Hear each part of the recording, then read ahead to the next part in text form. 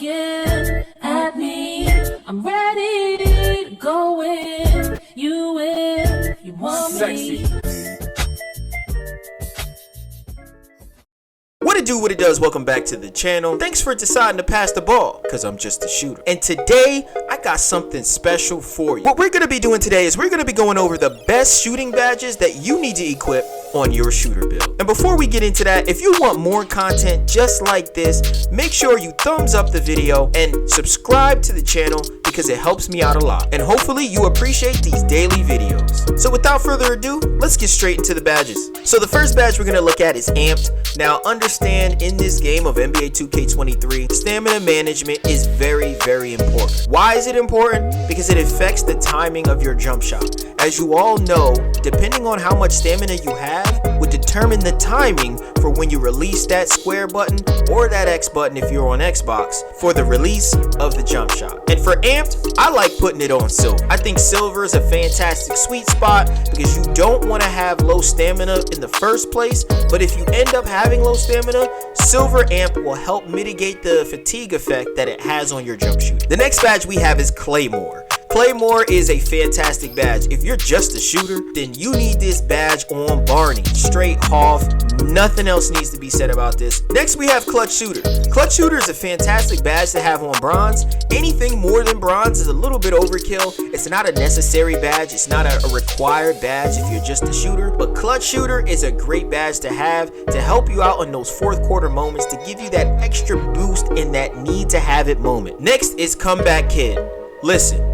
Comeback Kid is a loser's badge. Do not equip this badge. It is trash. I'm sure it works effectively, but the idea of this badge means that you're losing to begin with. The next badge I want to cover is Guard Up. Now, Guard Up has been having a little bit of controversy. I know some shooters have been saying that they have not seen this badge pop up or trigger during gameplay, but rest assured, this badge does pop up, especially if you're the type of player who likes to catch and shoot as the shooter. So if you're running around the court making that good rap and you catch and shoot, if the defender is close enough to you and does not get a hand up, you will get a boost to the jump shot. This is a pretty good badge. I recommend having this on Gold. Nothing more, nothing less. Gold Guard Up is fantastic. Next badge is Midi Magician. This badge is basically dependent on how you like to play the game.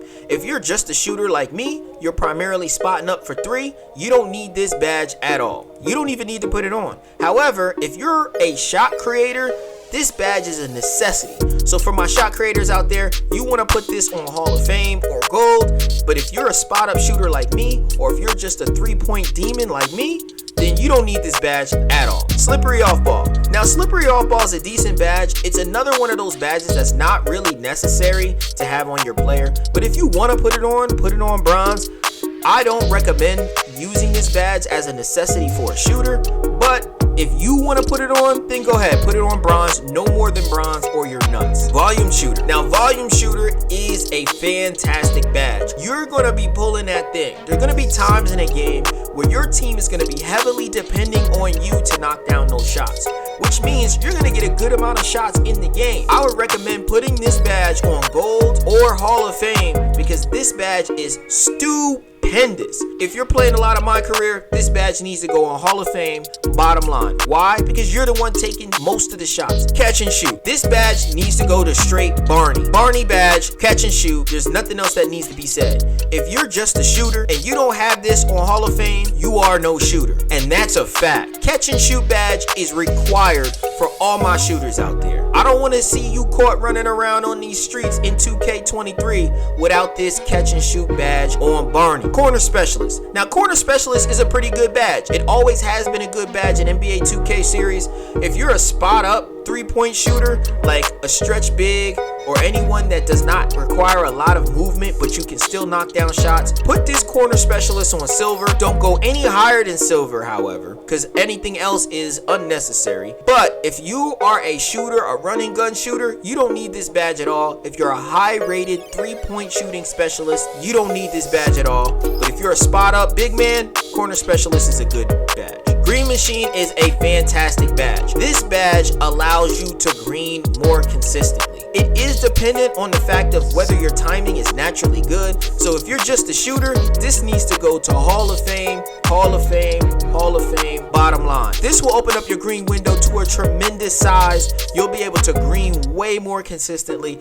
You want this badge on if you're just a shooter. Space Creator. Now, Space Creator is another one of those badges just like Meaty Magician, which is for my shot creators. If you're a running gun shooter or a spot up shooter, you don't need this badge at all. Don't waste your badge points on this. However, if you are a shot creator, this badge needs to go as high as you can get it. It is one of your bread and butter badges. It allows you to get a lot of space on your jump shots. Agent 3 is a fantastic badge. This badge needs to go on the maximum. This badge is a combination of rhythm shooter, stop and pop, and circus threes from 2K22 all in one badge. This badge is absolutely phenomenal. Maybe one of the best shooting badges in NBA 2K23. Equip it as high as you can go if you're just a shooter. Now, blinders is a good badge historically in NBA 2K, but I have been noticing that it has not been popping up as frequently.